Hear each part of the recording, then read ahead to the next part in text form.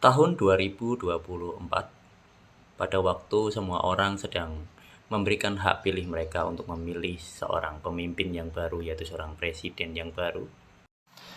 Pada malam itu kami berdoa, berkumpul bersama di gereja, mendoakan hasil yang terbaik, pilihan yang terbaik, dan mendoakan yang terbaik untuk bangsa Indonesia ini. Malam itu saya melihat ada seorang yang berdiri di tengah-tengah tanda pentagram, di mana orang itu terlihat sangat jelas kelihatannya dan siapa orangnya. Dan waktu saya melihat wajahnya, saya kaget. Wah, ternyata dia adalah orang penting di Indonesia ini. Dia orang yang memiliki jabatan, dia seorang pemimpin.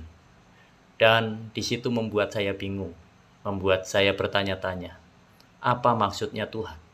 Kenapa orang ini berdiri di tengah-tengah tanda pentagram, di tengah tanda-tanda gambar setan, tanda kegelapan? Apa maksudnya? Tuhan mau bicara apa? Tuhan mau menunjukkan apa? Saya terus bertanya-tanya dan terus mempertanyakan kepada Tuhan. Dan akhirnya Tuhan pun menjawab. Yang engkau lihat itu adalah tanda bahwa bangsa ini sedang digadaikan kepada kuasa kegelapan oleh seorang pemimpin yang selama ini dipuji-puji, yang selama ini dianggap baik, yang selama ini dianggap semua yang dikerjakannya adalah untuk masyarakat. Tapi sejatinya dia sedang menggadaikan bangsa ini kepada kuasa kegelapan. Dilanjutkan kembali Tuhan berkata, di belakang orang ini ada yang disebut sebagai 9 naga. Saya bertanya, 9 naga itu makhluk apa Tuhan? Dan Tuhan berkata, itu manusia yang berpengaruh.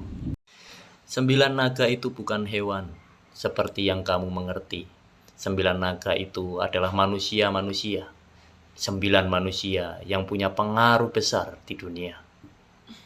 Kemudian saya bertanya kepada Tuhan, terus bagaimana nasib bangsa ini ya Bapa? Tuhan menjawab, bangsa ini ada dalam genggaman iblis.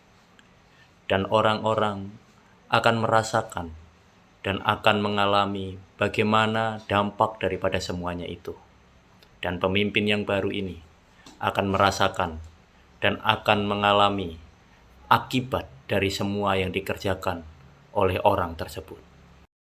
Kemudian dilanjutkan Tuhan berkata, setelah tahun ketiga dari pemimpin yang baru ini, bangsa ini akan mengalami kesulitan demi kesulitan.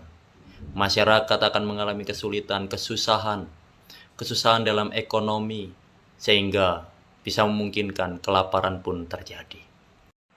Ini waktunya anak-anak Tuhan untuk tampil. Ini waktunya anak-anak Tuhan untuk membayar harga bagi bangsa ini.